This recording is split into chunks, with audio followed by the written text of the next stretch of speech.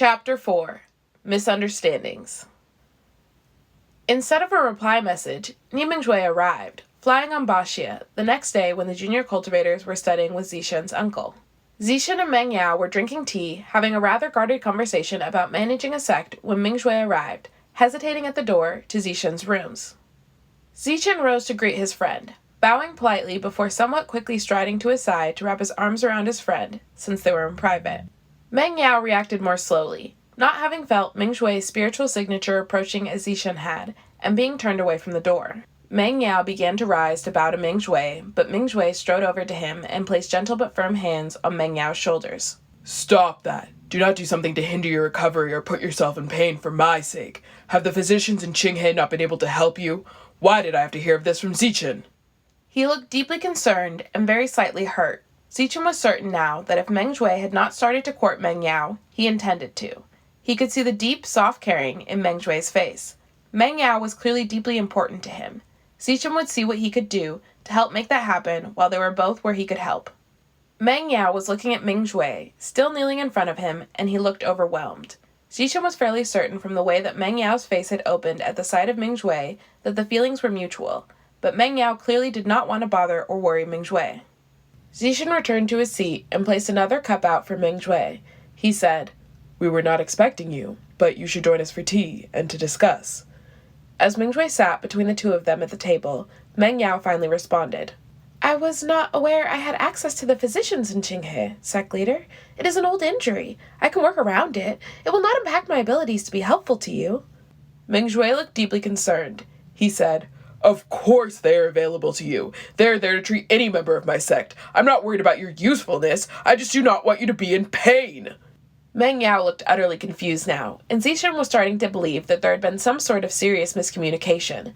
Meng Yao asked, voice high-pitched and strained, "Members of your sect? I thought I was simply a retainer, an assistant."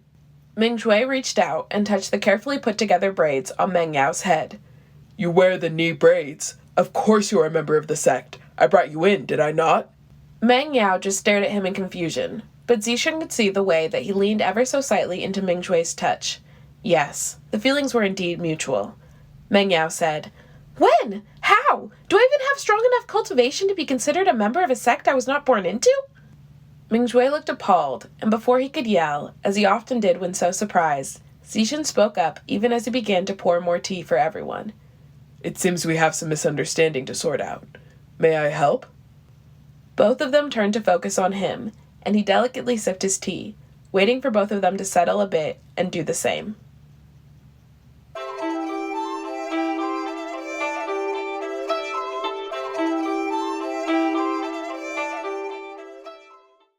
Chapter 5.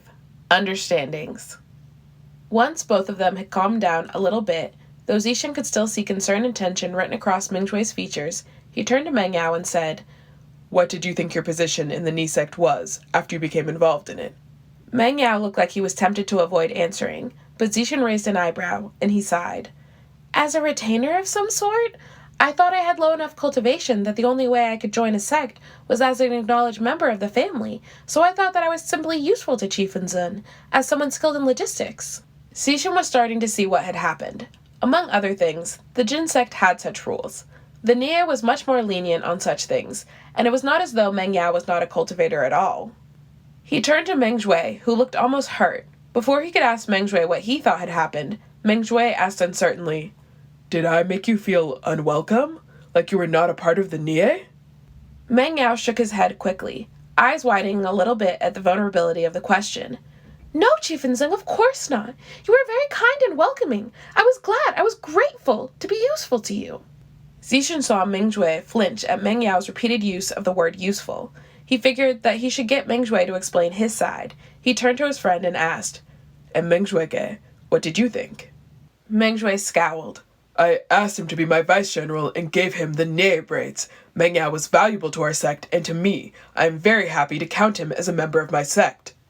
Meng Yao seemed shocked at this and said, "I thought that the braids showed that I worked for you." Xichen shook his head. "Only members of the Nie sect wear them. Yours show that you are in a position of relative power with how intricate they are, though I do not know them well enough to say exactly what they signify." Meng Yao turned to face Ming Jue and said, sounding almost hurt, but also amazed and touched, "Why didn't you tell me? When did this happen? Is there paperwork? Why didn't I see it?" The words had tumbled out of his mouth, clearly a bit jumbled, and Ming Jue reached out and touched the braids lightly. "Since I asked you to join as my general and gave you the braids, there is no paperwork in particular, but I did write your name on the sect register after you agreed." Xichen could see that they both cared about each other deeply, but they were both so worried about it, and it should not have been funny, but Meng Yao glaring at Ming Jue, even as a smile tugged at his lips, leaning slightly into Ming Jue's hand, Ming Jue looking on the verge of tears at the fact that Meng Yao had been hurting himself, was somehow an amusing image. For all Nie Jue's reputation, Meng Yao looked far closer to angry. Xichen covered his face with his sleeve, repressing the laughter that threatened to bubble up, but suddenly both of their attention returned to him. Ming Jue growled, "What?" Xichen calmed his expression, smiling serenely, and said, "Oh, nothing. Now that bit of misunderstanding is cleared up at least. Just to be clear, Meng Yao, you are happy being a member of the Nie sect, since you obviously did not realize that was part of what Ming Jue was offering you." Meng Yao looked over at Ming Jue.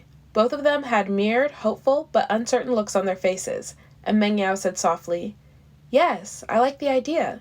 The unclean realm has begun to feel like home." He was clearly not expecting Meng Jue to throw his arms around him, and Xichen could not help but feel a pang of something at the sight, like he wanted to be a part of that hug as well.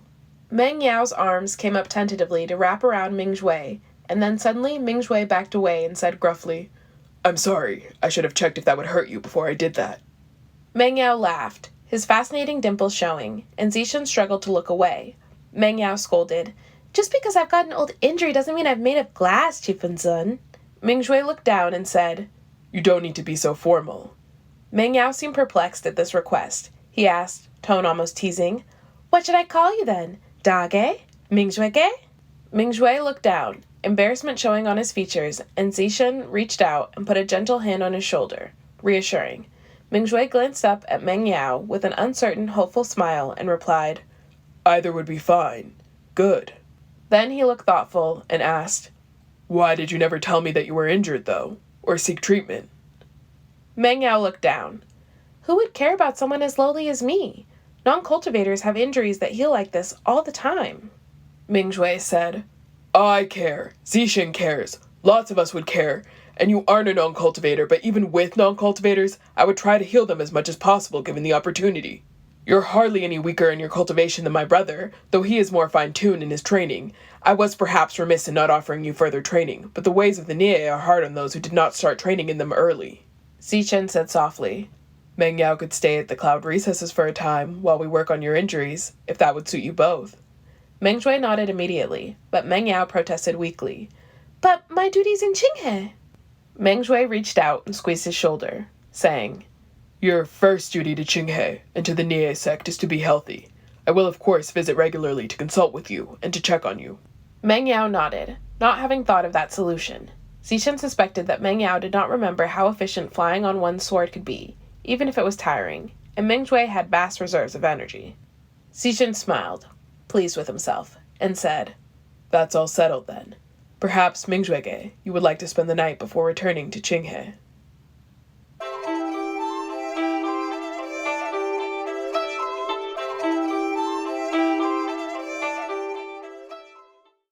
Chapter 6.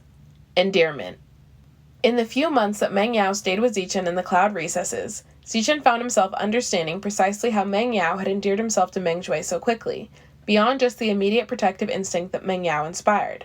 Meng Yao was one of the quickest students that Xichen had ever worked with. Studying diligently, asking interesting and thoughtful questions, and trying new things with enthusiasm. He was funny and loved music. Xichen was almost loath to give up his company, though he knew that his uncle thought Xichen was spending too much time on the private instruction of someone not even in their sect or at the lectures officially. When he had asked, Meng Yao had said that he would not want to join them since he could not stay the entire time, but Xichen suspected that he also would not want to have joined the same lectures as his half-brother. He had been polite enough not to ask. Meng Jue's much more regular visits were perhaps the most welcome change. He was glad that, other than the occasional meeting on sect matters that Xichen would excuse himself for, the two of them wanted to spend time with him, rather than just take some time to themselves. He would have readily given Ming Jue private time to court Meng Yao, but he wanted to spend time with his best friend in Meng Yao, who was quickly becoming one of his best friends. It was Meng Yao's last night there, and Xichen was sitting with him drinking tea. Meng Yao's robes were much better than they had been when he had first arrived, and now he knew enough to use his still rather weak cultivation to take care of them himself, along with a selection of medicinal teas that would help with any inflammation. It was likely to be the last time for the two of them for some time. He asked Meng Yao, "Are you looking forward to your return to Qinghe?" Meng Yao smiled at him softly, dimples coming into view. Xichen would miss seeing that expression on his face. Meng Yao replied, "I am looking forward to returning home, even if it is still a bit strange to call it that. I have missed seeing Dage regularly." Xichen nodded. It was about what he would have expected in a response. Meng Yao continued, though. "Huaisang will of course be sad to see me leave. He's been very vocal about being pleased that I was here." Meng Yao reached out and grabbed Xichen's hand, saying more quickly, clearly a bit nervous, "I will miss spending time with you as well, though. I think that Mingshui and I both hope that you choose to visit Qinghe more. Thank you for taking time to teach me and look after me." Xichen squeezed Meng Yao's hand and said, "Of course, I will find the time, especially with two of my dear friends there instead of just one." He would also have to check on the two of them to see if they had actually figured out their relationship. It was clear that that was the direction that they were moving in, but Xichen had not managed to get either of them to the point of saying anything, despite his best efforts.